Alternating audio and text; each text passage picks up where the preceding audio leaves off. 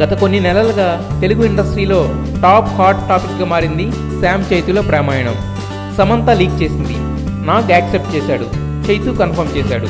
పెళ్లి కాకుండానే సమంత అక్కినేని ఫ్యామిలీ మెంబర్గా కూడా మారి శుభకార్యాల్లో కూడా పాలు పంచుకుంటుంది. అయితే ఈ లవ్ ఎపిసోడ్ మొత్తంలో అందరికంటే ముందు దే ఆర్ ఇన్ లవ్ అంటూ కన్ఫర్మ్ చేసింది చైతు శామ్ల చేతి మీద సేమ్ ప్లేస్లో సేమ్ సింబల్స్తో ఉన్న టాటూ. ఇప్పుడు ఆ సింబల్స్ గురించి చర్చ జరుగుతుండడంతో చైతు క్లారిటీ ఇచ్చాడు.